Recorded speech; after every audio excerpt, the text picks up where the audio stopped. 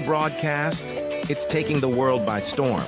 People are cutting the cord to their high cable bills and moving away from streaming services like Netflix, Hulu, and others for something better. Q Broadcast. For just $60 a month, you'll get access to every channel you could ever want, including HBO, Cinemax, and Stars. And the best part? There are no contracts, no hidden fees, and you're free to cancel anytime. With Q Broadcast, you can enjoy streaming live TV, movies, and top series on up to 5 devices at once. Whether you're at home or on the go, Q Broadcast makes sure your entertainment is always at your fingertips. Imagine being able to watch all your favorite channels from anywhere, anytime, without any restrictions. We're talking about thousands of movies, hundreds of TV series, and a huge library of live channels, all in one place. And don't forget video on demand and pay-per-view events. Those are included at no extra cost, so you'll never miss a big event again. Now, take a second and think about your current cable bill. You're probably paying anywhere between $100 and $300 every month, locked into long-term contracts and hit with surprise rate increases. With Q Broadcast, that's a thing of the past. It's just $60 a month. No contracts, no extra fees, no hidden costs, and no price hikes. Why juggle multiple subscriptions like Netflix, Hulu, and cable when Q Broadcast gives you everything you need in one convenient package? People everywhere are switching to Q Broadcast, saving money and getting more content than ever before. So, what are you waiting for? Click the link in the description and sign up for Q Broadcast today.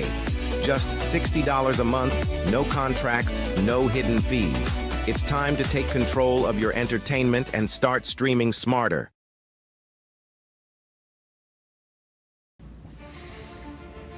We live in a world where men are told it's harmless. It's just entertainment. But let's stop lying to ourselves. Pornography destroys. It weakens your spirit. It dulls your drive, and it robs you of what real intimacy is supposed to be. Every click is a step away from the man you're supposed to be. We can't call ourselves leaders if we are slaves to a screen.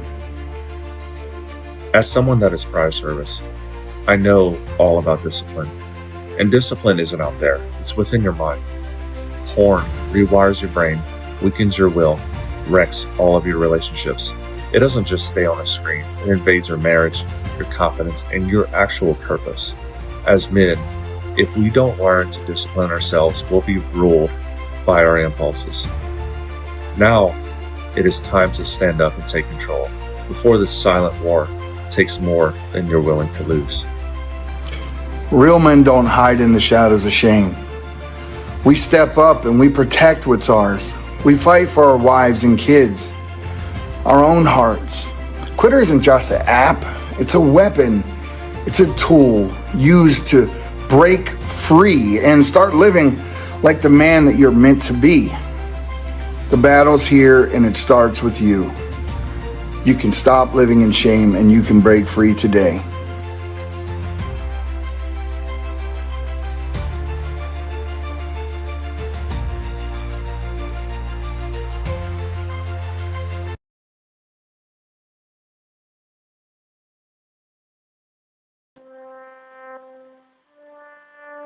Here at the Eugenics Age, we know that these times of uncertainty are stressful. It is incumbent upon all of us to put our fears first and bow down to government tyranny. Gone are the days of freely leaving your home, working, and social interactions. In exchange for safety, we will trade liberty. At the Eugenics Age, we understand. However, just in case you want to get off your knees and stop being a sniveling coward, check out the John Age Project at anomicage.com.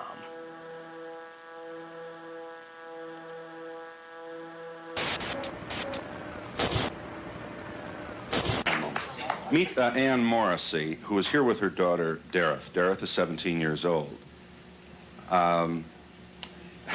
Mrs. Morrissey, I don't have to tell you that most parents would be extremely depressed if their daughter came home one day looking like this. I assume that was your response shock, anger, depression? What was it?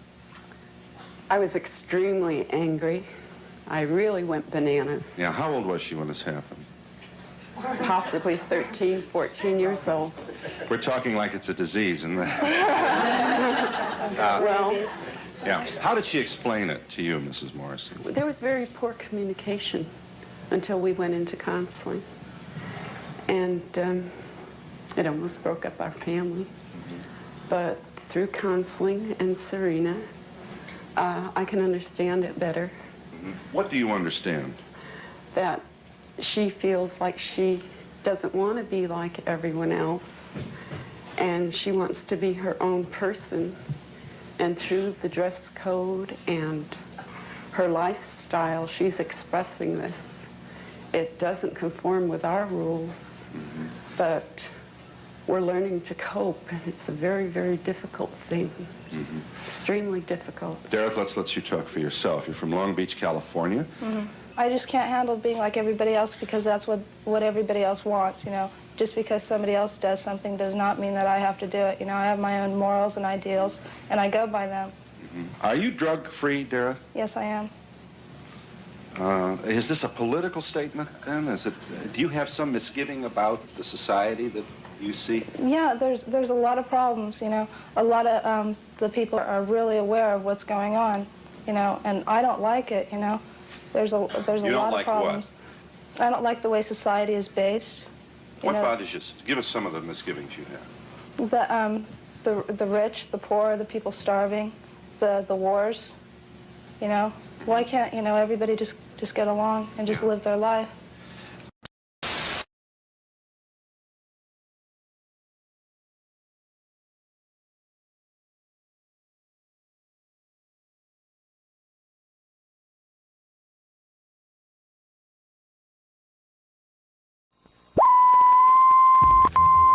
Talon, Real and Chevy.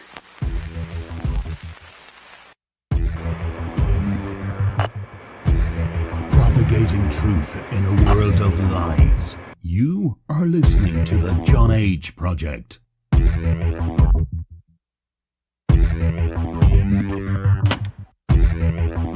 Trust no one.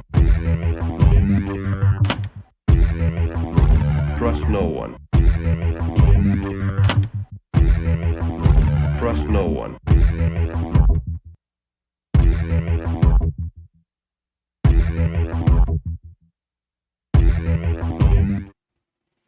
You found it. You're here.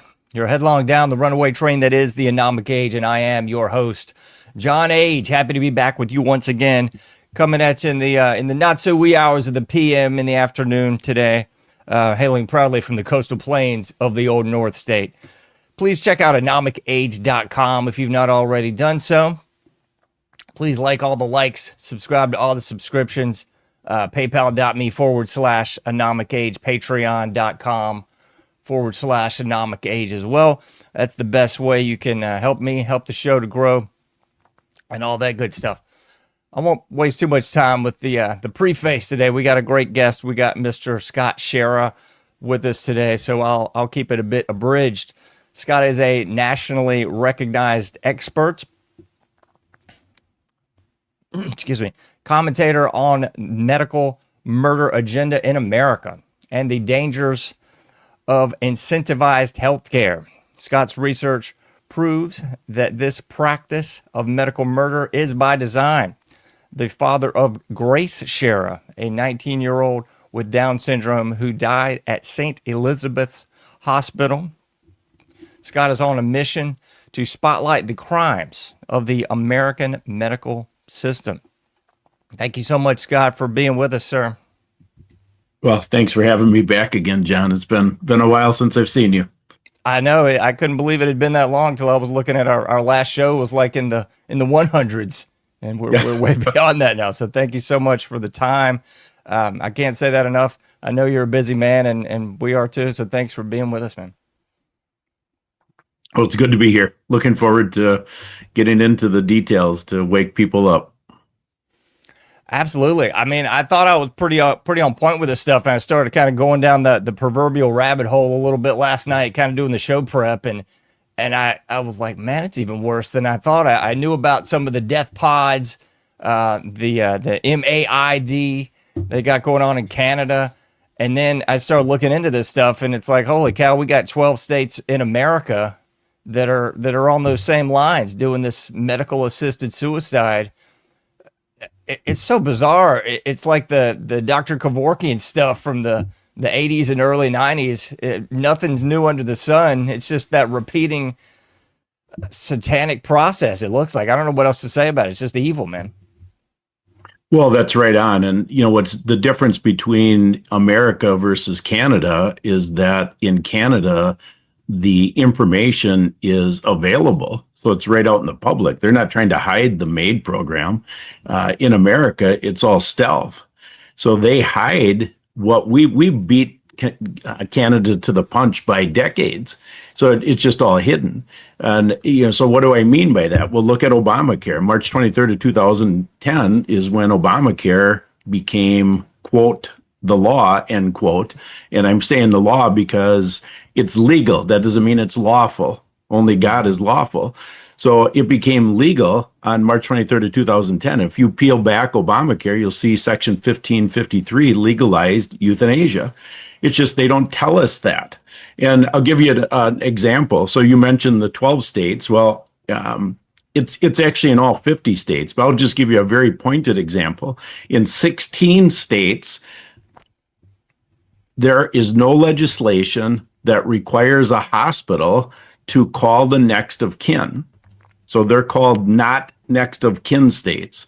So if you ended up in a hospital today, and if you don't have your medical power of attorney, assuming you're married, you want your wife to be your medical power of attorney, if you don't have that document in place, and like Wisconsin is a not next of kin state. So if you don't have your medical power of attorney in place, you end up in a hospital and they deem you incapacitated for any reason. 2 doctors can label you incapacitated. In Grace's medical records, 2 doctors labeled her incapacitated without my knowledge. We found that when we got the medical records. So 2 doctors can label any patient incapacitated, and then they have zero responsibility to call the next of kin. So they take over 100% of the decisions for you when you're in the hospital. And we've been programmed through decades of programming to believe that the Hippocratic Oath is first do no harm. Well, that's not true. The Hippocratic Oath is an oath to satanic gods. And so, but we've been programmed that it's first do no harm. We trust the doctor.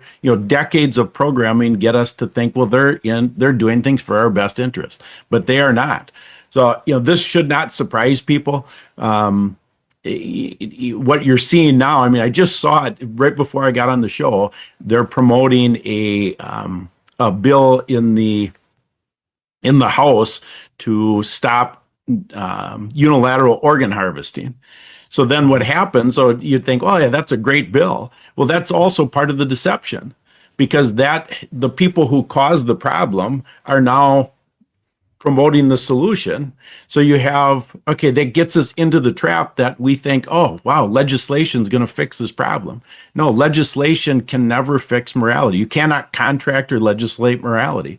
This is a heart issue where the general population has been programmed to believe in collectivism officially since 1905. And I'll just say one more thing before you go on. So what happened in 1905 is the Supreme Court case Jacobson versus Massachusetts became legal. So another, quote, law, end quote. So just the whole concept of precedent is unlawful. There should be no such thing as court setting laws. But the Supreme Court in 1905 in Jacobson versus Massachusetts said that whenever there's great danger, the government or whatever body is in charge can take steps to protect the general population against the individual. So it's for the good of the population versus the good of the individual. And that's called collectivism. So that's, if Jacobson versus Massachusetts did not take place, they would have never been able to pull off COVID. So the mask mandates, the mandates to get the jab, all these things are under the umbrella of Jacobson versus Massachusetts from 1905. But on a practical basis, what Jacobson versus Massachusetts has done is said that non-contributing members of society don't deserve medical care. So if now you become disabled, have dementia, you don't deserve the same medical care as somebody who's healthy and contributing to society. And that's what collectivism is about. And the general population has bought that hook, line, and sinker. So we end up participating in our own demise. Man, that's so crazy. The Jacobson versus Massachusetts 1905. We need to flesh that out a little bit more, because I tend to believe that this has got a heck of a lot to do with eugenics, because 1905, we're still in the throes of the eugenics movement. We're still doing forced sterilization of people that have been deemed mongoloid and moron, all these different pejoratives that you see, in language today. People don't realize that a lot of these terms really come from that eugenics movement, where they were just saying, okay, well, this person's of low IQ, they're low ilk, we don't want them around anymore. We'll sterilize them. And as you were saying, we'll deem them incompetent. So then the medical mafia can swoop in and do their legislation of morality ad hoc, sort of on the side there. Yeah, well, that's right on. I'm going to read out of the Supreme Court case so that we start with that as a stake in the ground for this discussion. So this was what one of the justices wrote in support of the 7-2 decision. Quote, "The rights of the individual in respect to his liberty may at times, under the pressure of great dangers, be subjected to such restraint to be enforced by reasonable regulations as the safety of the general public may demand." So when you hear, end quote. So when you hear that, it seems okay. If you're not a discerning person, you wouldn't realize that that is satanic. And God is an individualist, not a collectivist. So you wouldn't even pick up on that. So it's subtle, but that stake in the ground became the anchor point for eugenics today. So eugenics is alive and well today. I mean, I know it firsthand with my best buddy, Grace. Grace had Down syndrome. She was only 19 years old. In the medical records, John, there was a statement that asked the question if Grace was a VIP patient. Yes or no? And they checked no, she's not a VIP patient.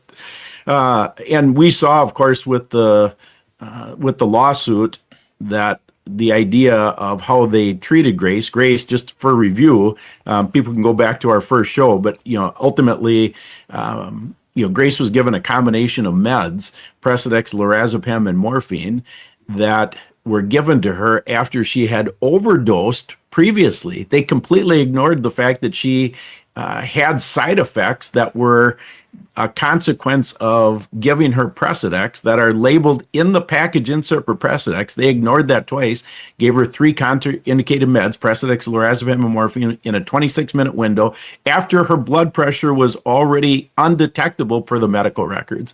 And when it came time to revive Grace, they refused to revive her because the doctor had put an illegal do not resuscitate order on her chart. So all of that, we had an overabundance of evidence at the trial, but yet the spirit of collectivism reared its ugly head at the trial, because what happened at the trial is the experts for the defense said all of those things that happened are normal, and they're considered the standard of care for somebody in an ICU. So then the doctors have no responsibility to provide informed consent for any of those meds. In fact, the doctor can unilaterally put a DNR on a patient without consent, without a bracelet, without a witness, without a signature. All of that was sold to the jury by the defense, and the jury bought it because of the programming of collectivism. Grace had Down syndrome.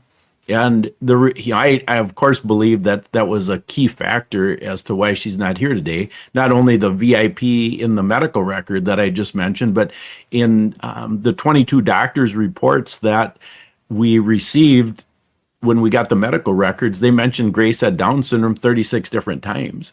Down syndrome as a I guess you'd call it an abnormality. I'll call it a normality, because Grace was more normal than anybody I've ever met. But anyway,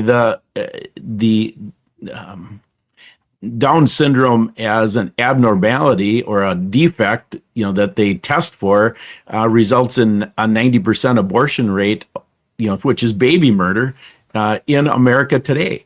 And the studies from what happened during COVID relative to people who had Down syndrome in hospitals. There was a study of 1.7 million patients over 825 hospitals, and they determined that if you had Down syndrome, based on the medical records, the ratio compared to somebody without Down syndrome, a Down syndrome person had a 6.3 times more likelihood to have a DNR put on their record compared to somebody without Down syndrome. So this idea, it's like I said, in the United States, it's stealth. What I'm telling you, and what people are going to hear this for the first time, and it should shock them to the core. So why do I say that? The low-hanging fruit right now is the disabled and the elderly.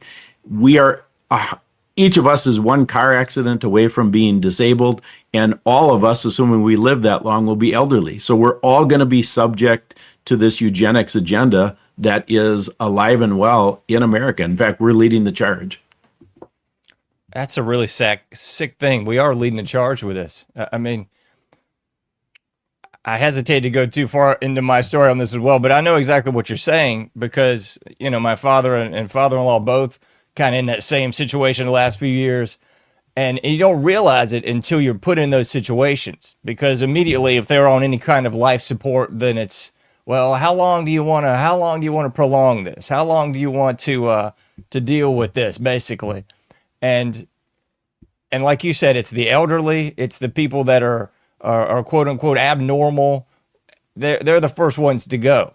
And I've heard a lot of the same stories from people that are younger. If they get put in that scenario, if they can take their organs, it's like, oh well, he's unconscious. He's been unconscious for a couple hours here. How long do you want to? Let's look at these forms, because he's an organ donor, and we might be able to help X, Y, and Z. And before I get aside, I was going to throw this picture on the screen there, because the Death with Dignity website here puts these the states that we mentioned, and it's just so ridiculous.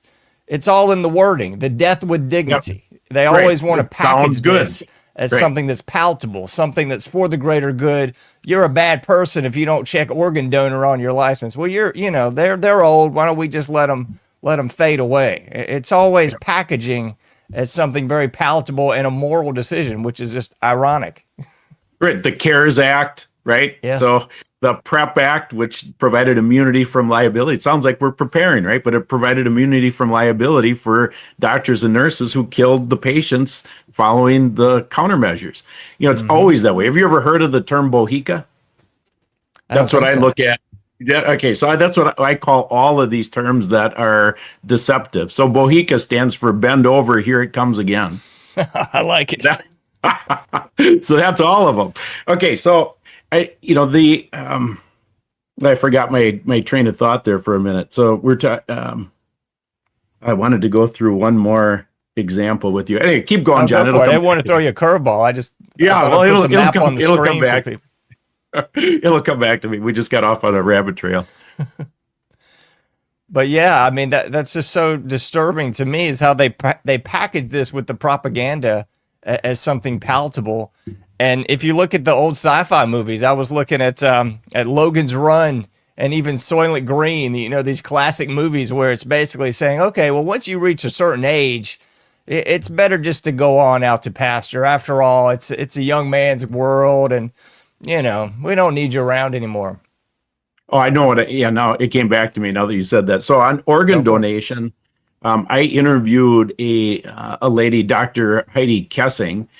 She, I'm on a mission. She's on a mission. She's on a mission to expose the brain dead fallacy. So this idea of telling a family that the loved one is brain dead, that opens up the organ donor situation.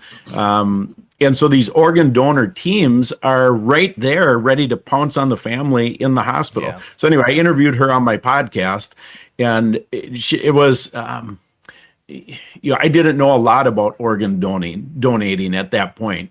My jaw was dropping just listening to her explain how it works. It was mind blowing. But what I did, it was something that caused me to take immediate action. So I immediately afterward took my wife and I off the organ donor list because, unsuspecting when you get your driver's license, like when you're 16 years old, the first time you get your driver's license, I want to help people, right? So you just check that box thinking, well, that's good. Okay, well, that becomes a contract. And that contract overrides any medical power of attorney. It overrides everything. So if you are on the organ donor list, you just need to get off. And I'm not against organ donating. That's not what the point is. What I'm against is that they use that as the excuse to do nefarious things to people in the hospital. And they prey on the people that just don't know any better. I mean, that's the sad thing. Like you just said, you're making these decisions at 16 and these things might haunt you for the next 60 plus years. And you don't even realize it. Like you said, you're in your 50s or 60s, you just have a fender bender and you never know when you're going to get taken out by the medical mafia there. That's exactly right. Yeah. I hope people, when they hear this, what I think happens most of the time is people will hear something like this and then their life takes over and they don't take action on it. But what we're talking about requires you to take some action. Get off the organ donation list, get your medical power of attorney in place, have an advocate who is awake. It's critical. You cannot survive a situation in a hospital or a nursing home or an interim facility without having an advocate. Now, I'm going to give you a case in point right now. My wife, her name is Cindy. She has been taking care of a lady at a vent weaning clinic. She happens to be disabled. She's 60 years old. And in this vent weaning clinic, she ended up being on a ventilator. They didn't take her off of it in time. Now she's got a trach. It's a whole barrage of errors. Ultimately, through a series of events, she got captured by Adult Protective Services. She was on her own. Adult Protective Services capture her, and then they take her through the court system and assign her a state guardian. Okay, so they call these people then wards. So this person is a ward of the state. So now the ward, my wife starts advocating for her. The family had called us, asked us if we would help. She was in the same hospital that Grace died at. My wife and I went to go visit her in the hospital. This was before the trial, but after the lawsuit was filed, we were in the lady's room visiting with her. She just had gotten out of surgery, so she couldn't talk, but she could acknowledge us. My wife was showing her pictures on the phone. All of a sudden, 2 armed guards showed up and escorted my wife and I out of the hospital, telling us we're not allowed in this hospital.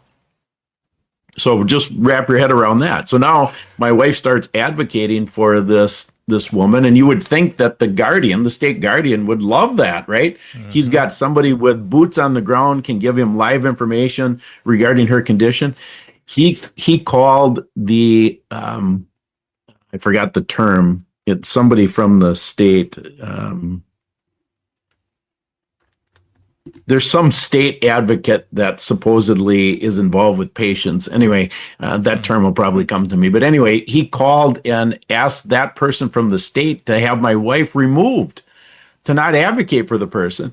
So we took it to the next step and got him removed, and my wife became the replacement guardian for this person. All right, so now we got a bird. We're in the system. We can see what is going on. It is unbelievable. So now this lady gets $1,600 roughly a month from Social Security and disability. The facility that she is in takes everything but $55. So she gets $55 a month to spend on things that she might want. Like she likes to take pictures, to develop her film. She likes ginger ale. The facility won't provide ginger ale. So, how long does $55 a month go? but that's what is going on. Yeah, my wife has saved this woman's life 3 times by stepping in. They're constantly wanting her to take vaccinations. My wife stops it every single time. But I mean, these people who don't have an advocate in a facility like that, they're going to literally jab them to death. And this is so insane. I never thought the term ward of the state applied after you were an adult person. I mean, that's just so insane. You think of ward of the state, you think of like a child that the parents have died in an accident and they become, and you can't even, man, I don't even know what to say on this. How do you legislate your way out of this? I mean, if you're an older person and you happen to be alone, is there any protection to keep from getting confiscated by the state? I mean, this is Soylent Green all over again. They just don't have the trucks going, the trucks are on their way. The trucks are on their way. That's not here yet, but it might as well be.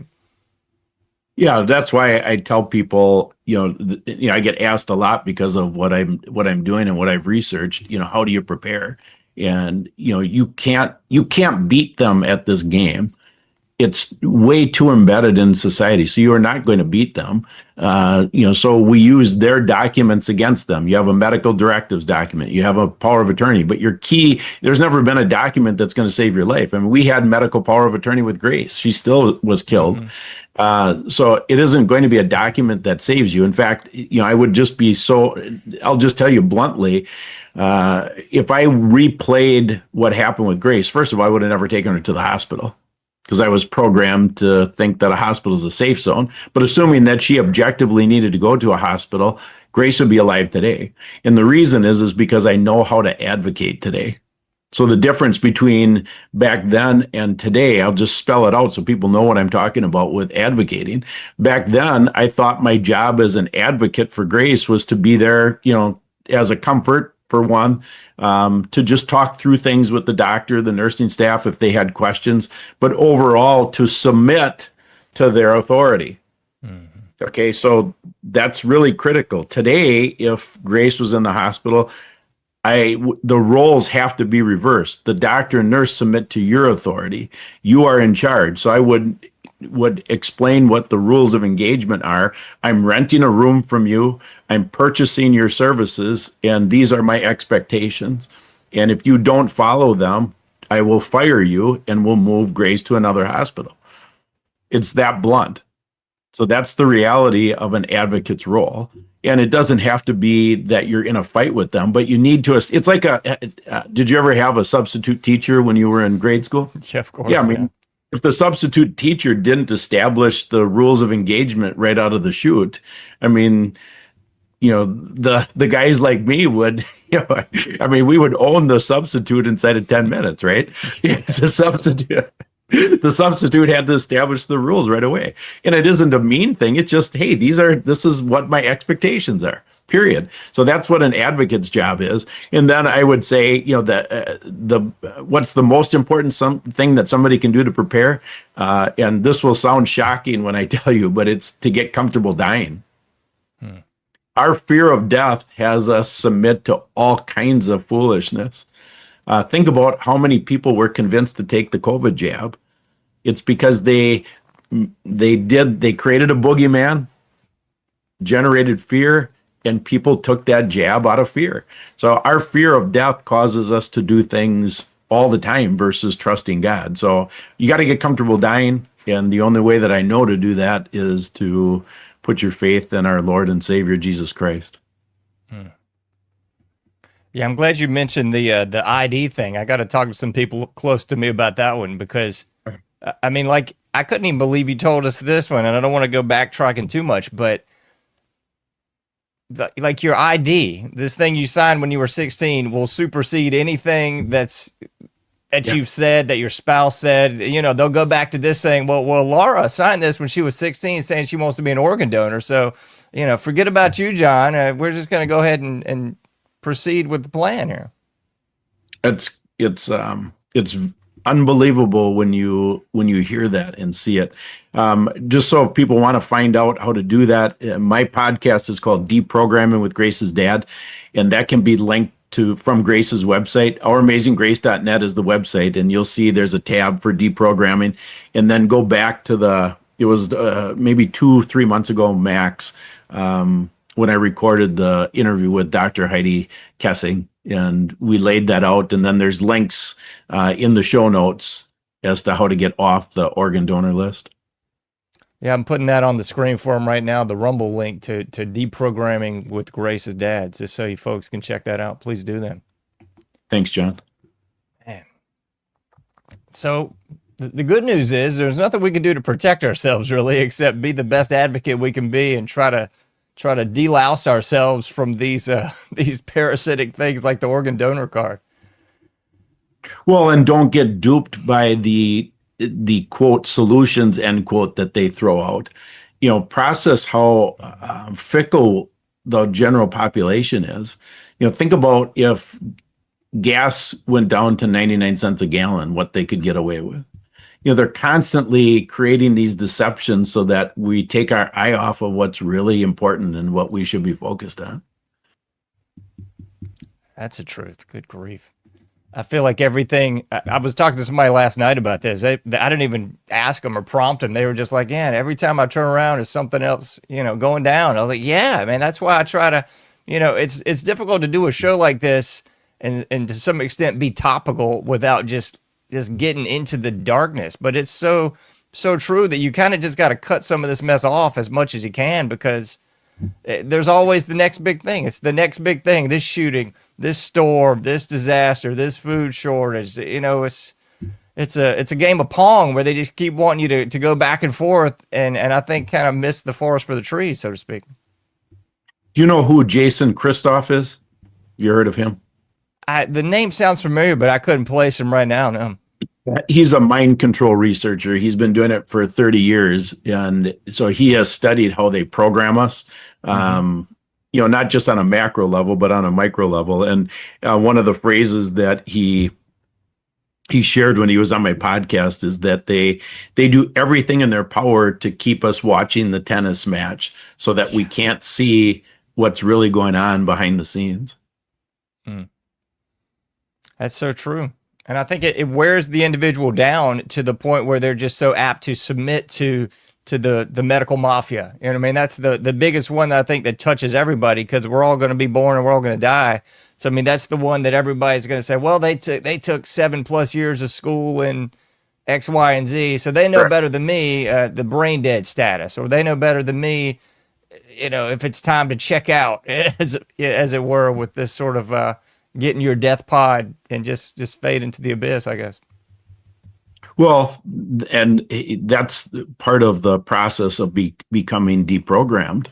Once you realize, so they do have 7 years of school, but what if it's 7 years of programming? Mm-hmm. Then, in fact, you're going to know better than them as long as you keep asking the why questions. Think about what a child does. A child keeps asking why. So, I mean, I think about Grace all the time with that, because she never, even though she was 19, she kind of stayed around the 10-year-old attitude level, which was fantastic. So, she was always inquisitive.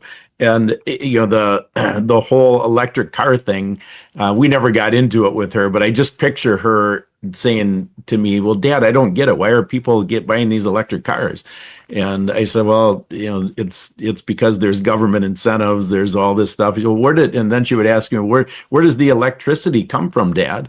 And I would have told her, and I could just see her saying, well, that's stupid. I mean, it's so insane how people think they're saving the planet by getting an electric car. I mean, oh my goodness. It's so wild. I mean, the audience is tired of me saying this because I've said it so many times, but when I was a lot younger, I used to see a bumper sticker that said question authority. I don't see those anymore.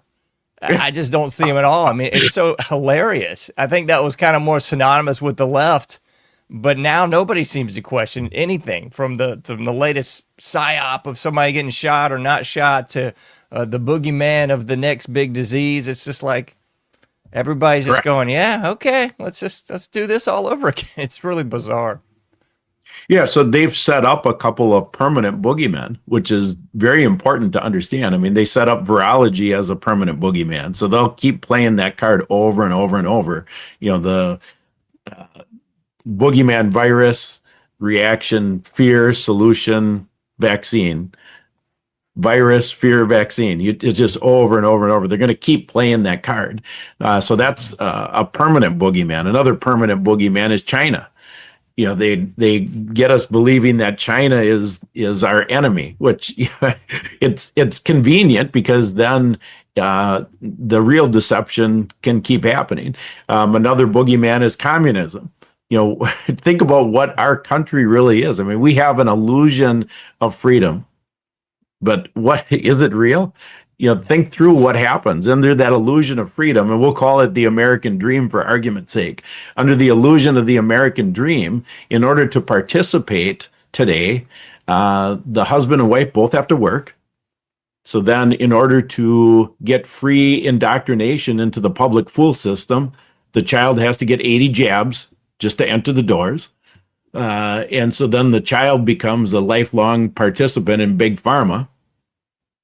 So that's the American dream. That's the illusion of security or the illusion of freedom that they've given us. And they've done it under the premise of the state turning over our birthright to the state.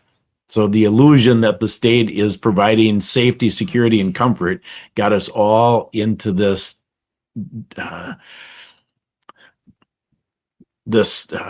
accomplice mode of participating in the evil. We are all guilty.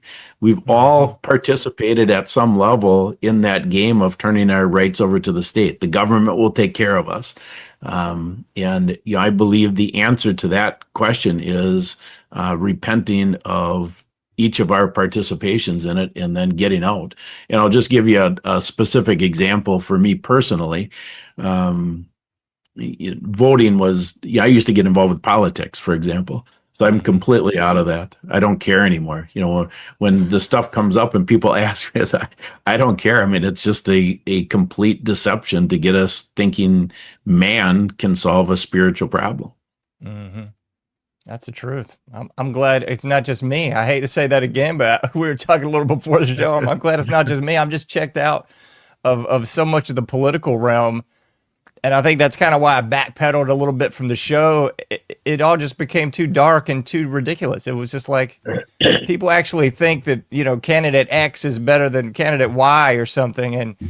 And so much of it, just like you said, is that spiritual problem that has decayed the whole culture of America. Like the culture of America, I think some people think we're still at 1950 or something, the glass half full people, and then the other people think we're in 1984, the glass half empty people, and then there's me who's going like, man, I don't know what the bleep this is, but it's kind of like that George Carlin thing.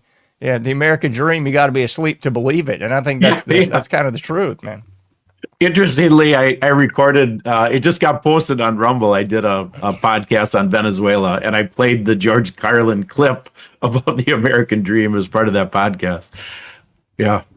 And he was a classic. He was telling us the truth. He did it in a funny way, but I mean, he actually knew. Yep. He knew that we were being deceived. So. It's so crazy, man. Well, I don't want to get us too sidetracked. I know you've got, is the government legally killing us? I'm going to put that artwork online, on the show here so the folks can see that one. I love the artwork, by the way. Is the government legally killing us by Grace's dad, Scott Schara? Well, thanks, John. Yeah, that what happened is after the trial, so the trial ended on June 19th, and I have a hard time sitting still. And so I was starting to get back into, I had taken 4 months off for the trial, I had been working with the legal team regularly, but it only took about 25% of my time. But then the 3 months plus leading up to the trial, I worked every single day, 7 days a week with the legal team prepping for the trial. So I couldn't do anything else, but I had started a series called Escaping Babylon. And so the world is Babylon. And so to escape the world, you've got to see, okay, what is actually going on? So I started this series called Escaping Babylon. So I wanted to get back into that series, and God put on my heart, write down everything that you've learned so far regarding this physical agenda. And so I started doing that, thinking it's just going to be a Substack article. And I got it done. I had a couple of people review it. One was a doctor, because I wanted to make sure it was technically accurate, and she encouraged me to do a book. So then all of a sudden it became this process to do a book, and it looks like it's going to get released in the next couple of weeks. We are finishing up the final proof. So I edited the final proof yesterday. It's exciting. It's an interesting process to write a book. It was fun to write it. I enjoy writing anyway, but the editing process and all of that, it's intense. I'm glad it's done. The book, it's a fairly easy read. For somebody like you, it would be more of an introduction to what's going on, but it connects all the dots. I had one of my good friends review it. He said, "Scott, you brought all the receipts and you didn't pull any punches." So I'm calling out what's going on. I brought the receipts. So then what I'm hoping is that when the people who are awake read the book and say, "Yeah, everything is in here. That's right." And then they'll pass it on to somebody who's not awake, because I think it's written from the perspective that it's a gentle way to bring somebody who's not awake into the fold. Yeah. I don't know how to ask you this one without getting too into the legal side of things, because I don't want to foul up anything that you got proceeding wise, but what was the end game with any of this? Was there any resolution? I mean, like we kind of talked about before, there's kind of no legal resolve to any of this, but do you mean, are we still like in litigation for this? It sounds like an ongoing process. It seems like, anyway. Yeah, great question. Yeah, I got to zoom out a bit to get people to understand why we would even file a lawsuit, given, I'm awake to, Yeah. All right, so if we zoom out to the biggest picture that I'm aware of is in Revelation 13, God explains that there are two beast systems that Satan runs the world with: the Antichrist beast system and the false prophet beast system. So we already know from just you and I talking, the medical industrial establishment is in the Antichrist system. It's evil. Right? The false prophet gives the perception that it's good, but it's actually less evil. So the false prophet side is actually worse than the Antichrist side, because it's a wolf in sheep's clothing. But still on the Antichrist side, then we have the legal establishment. So way back, this would have been, time-wise, it would have been January or February of 22. So Grace died October 13th of 21. So I just thought, okay, yeah, we're going to file a lawsuit. After I reviewed the records, it seemed pretty obvious what happened. We're going to file a lawsuit. So then I did a bunch of things. I ended up being introduced to an attorney that is a partner in a 300 partner firm, so a monster firm. And he said, "Scott, this is a big case. I'm going to introduce you to the best medical malpractice attorney in Wisconsin." So he did. I talked with that man, and he told me, so I sent him the records, and he said, even in slam dunk cases like this appears to be, you only have a 1 in 10 chance of winning at best. So I thought, okay, what's the reason? And he said, "I'm going to share a story with you to explain why I said that." And so he said, I represented a family where the husband died after surgery, and the surgeon had sewed a sponge up inside of the husband. And he said, "We lost." I said, "How is it possible you could lose that case?" He said, they circle the wagons around their own. So he said, "I had one expert, they bring in 10. So then, they have a bunch of experts, and they end up refuting your expert, and then the jury's left to decide." And that same thing happened in Grace's case. So now let's just walk through. So that kind of sets the stage. On April 11th, so what happened? So we had already decided we're not going to do a lawsuit, and then a series of events, and I believe it was God's providence to say, "Hey, I want you to file this lawsuit."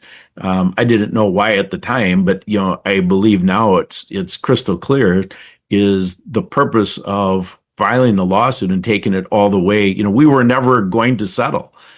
So the goal was to take it all the way. Let's see what happens. We lost 11-1. So the jury decided 11-1 against us. And so I think that was a gift in the perspective of waking up the population. God cares about souls. And so when people have this illusion of justice, and they see in a case like Grace's that, oh my gosh, how did you possibly lose? Anybody who watched the trial was live streamed. So anybody who watched the trial saw that, we had a better team, better experts, better evidence, everything. And yet we got slammed 11-1 with the decision. So it's insane that type of thing could happen. So anyway, the lawsuit then was filed April 11th of 23. There was a number of motions to dismiss, a whole bunch of them. Ultimately, the entire case went to jury trial. So we had 5 claims. We had a wrongful death claim. We had a lack of informed consent, medical malpractice, battery, and a declaratory judgment for the illegal do not resuscitate order. So all 5 of those claims went to the when they all didn't survive to go to the jury. The battery and the declaratory judgment ended up being pulled out before the jury heard it. But all of those were heard at the trial, all those claims. So that was a miracle in and of itself, to be able to get to a jury trial, because at any point that case could have been thrown out. But it got to the jury trial. One of the things that went against us, so the jury trial ended June 19th. Well, I filed a motion for a new trial on October 29th because one of the things that went against us happened in the pretrial on May 20th, where the judge denied our motions in limine. So motions in limine are the things that both sides want to restrict or make sure are in the trial. So we had gone through all the defense's motions in limine. We were talking about the trial being live streamed, cameras in the courtroom, all of that stuff. And our team was explaining to the judge, I did a lot of interviews, and I did an interview with the local paper. The judge was frustrated with that, visually and, in his words. And, he said, there's going to be consequences and they're going to be against the plaintiff. So then it came time next to hear our motions in limine, and he unilaterally denied them all without hearing them. So our motions in limine were to prevent my religious beliefs from coming into the trial and to prevent the research that I've done post Grace's death from coming into the trial. So all that came in. So we knew we're in trouble at that point because, the defense is going to paint me as a whack job to the jury.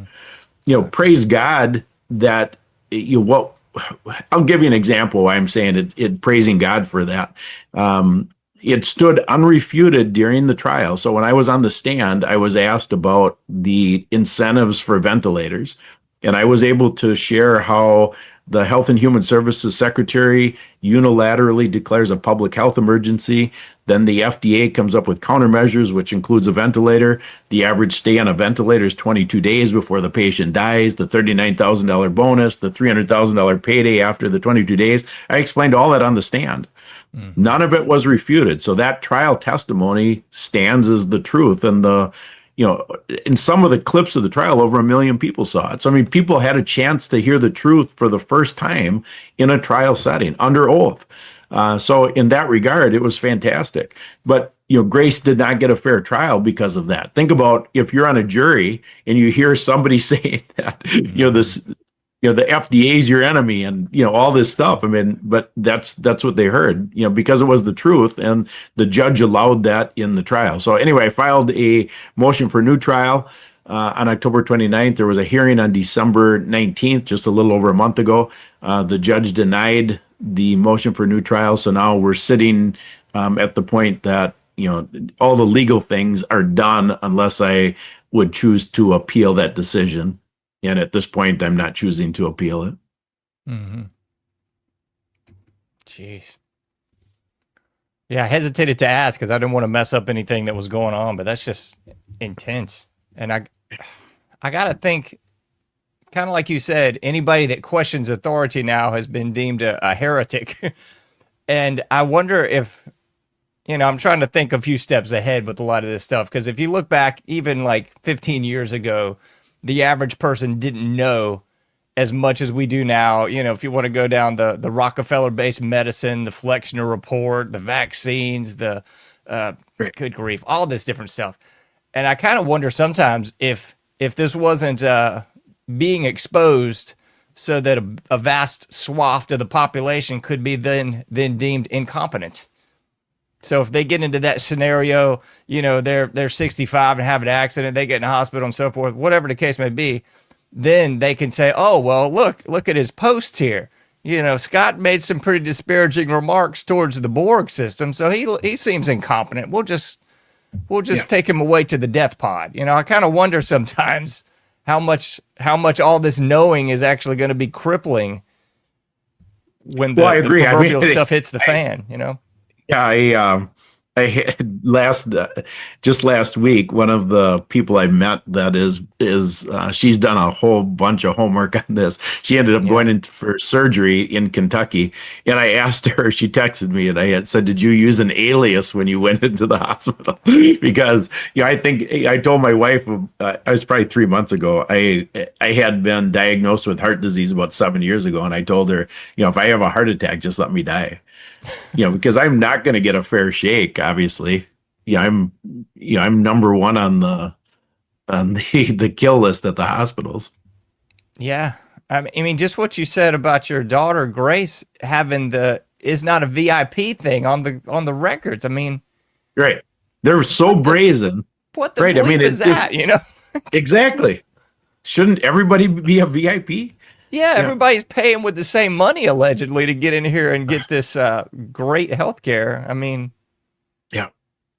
No, I know the stuff is shocking when I'm reviewing these records and I can hardly, you know, it's like, you know, you'd think they would want to hide that, right? Yeah. But it's right in the records. Yeah.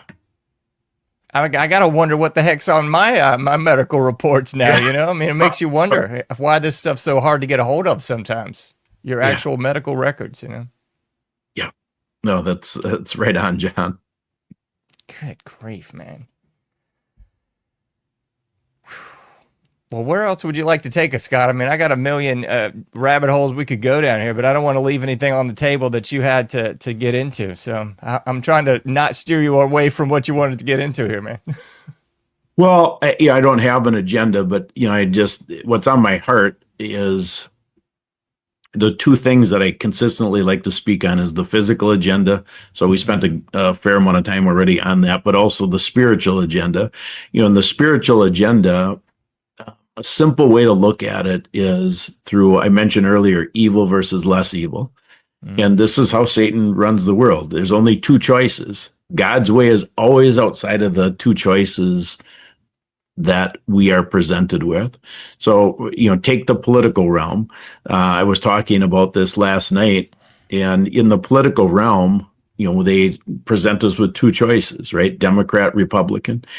And, you know, so the Democrats, so we were talking specifically about the election in 2022 with Ron Johnson against Mandela Barnes in Wisconsin. So Mandela Barnes believes in the woman's right to choose. So then they can have a full-term abortion, and we might as well call it a full-term murder. Yeah. So then Ron Johnson believed in the first trimester murder. So then you're voting for the lesser of two evils. I mean, they're both murders. It's just a matter of degree.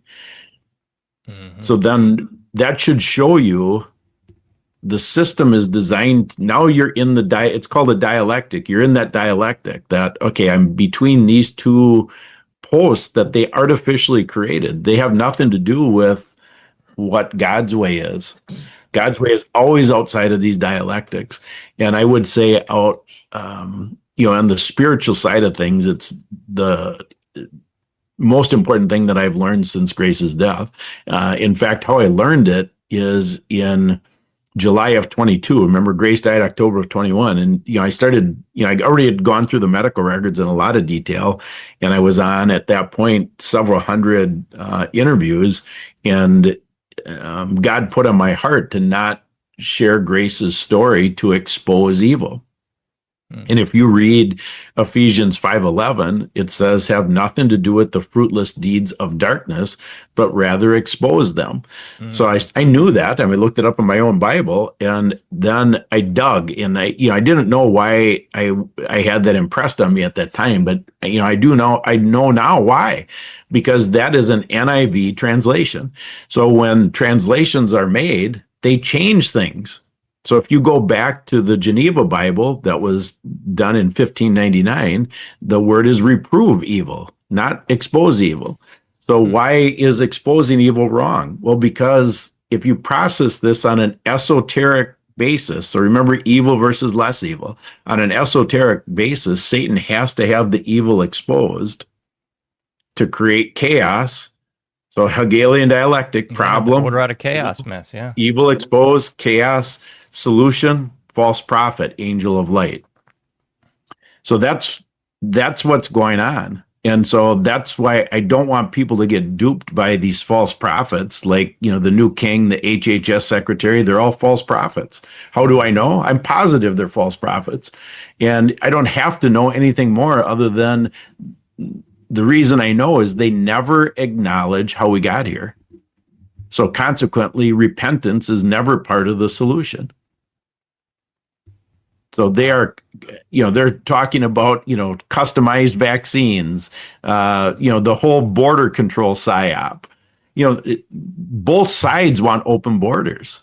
Process it. They're moving us towards a new world order. So a new world order is one world government, one world religion. So they have to have open borders. So then they can promote the central bank digital currency, the digital ID, because that solves, we got a voting problem, right? So the whole voting thing is a complete psyop. But in order to solve the voting problem that most people believe in, so we can't have illegals vote. Assuming, just think about it, if our vote mattered, they wouldn't allow us to vote. Just process that, right? But they can solve all of this. They can have a digital currency, digital ID, and it'll solve all these problems. So that's why both sides want this.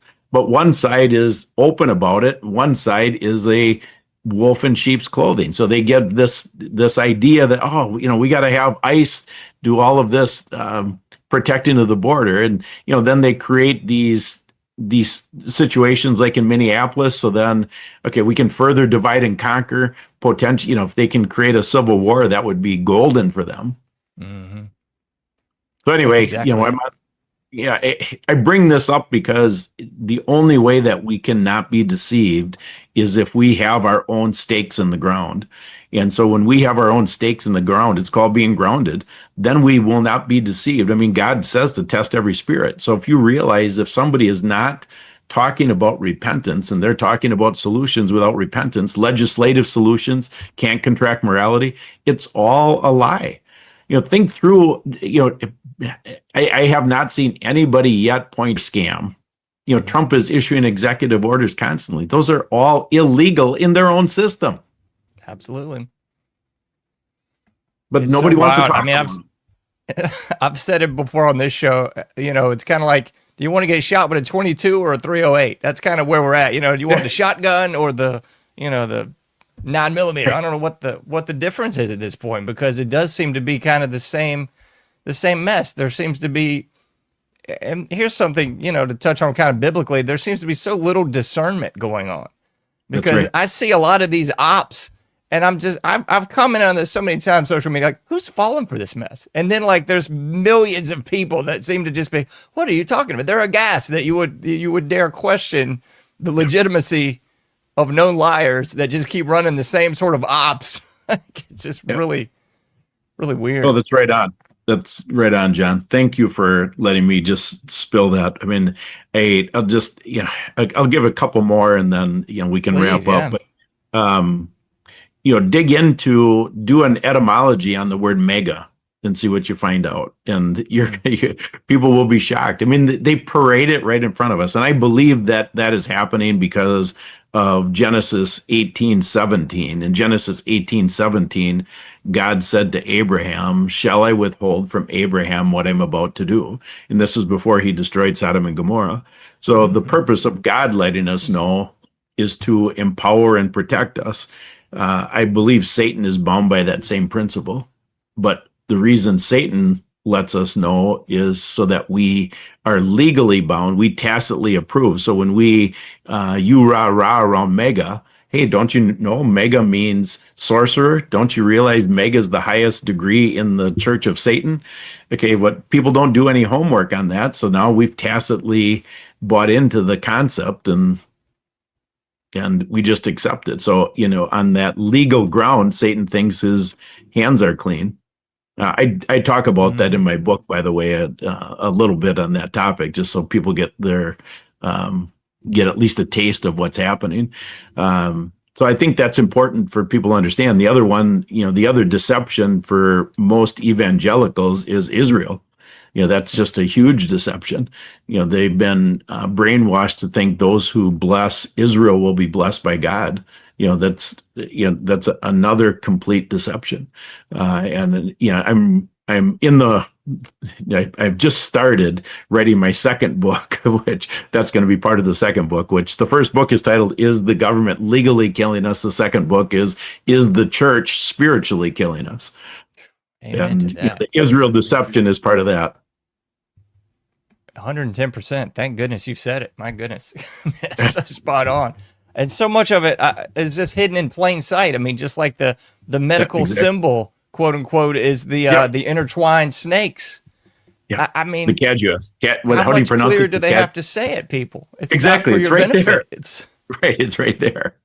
Right. It's so wild, man. Well, thank you so much, Scott. If you'll hang out for a minute, I'll say goodbye to you off the air, but please plug anything and everything you want to. I'll put your links back on the screen for everybody as far as your deprogramming with grace, as well as that artwork for your new book too. Sounds great. Yeah, eventually that will be available to order on Grace's website. Once we got a few more hoops to jump through, but then we'll get that on Grace's website so people can order the book there. Okay, definitely. Well, thank you so much, Scott. We'll plug your website one more time. How can they best follow you? How can they best be a part of things and hook up with your podcast and everything else? The best way is go to ouramazinggrace.net. In the upper right-hand corner, there's a little link that says subscribe to our newsletter, and that's my Substack. I do a Substack fairly regularly, once every 2 weeks approximately. So that's how I post all the recordings from deprogramming and the research I always post on Substack. So that's how the best way people can follow. Okay, thanks for having me on today, John. OurAmazingGrace.net, folks. In case you missed any of that, everything will be in the show links. So please check that out. Well, please stick around for a second, Scott. I'll say goodbye to you off the air, sir. Sounds good. All right. Thank you so much again for your time. You're welcome. All right. Well, folks, thank you so much for being with us. I hope you got a lot out of that. Please rewind, pause, go back and catch all those little bits that you might have missed if you're driving down the road or at the gym or what have you. As I always say, you can't do everything, but you can do something. So please try to get out there, do your part, and make a difference. And I'll be seeing you sooner than later in the Anomic Age.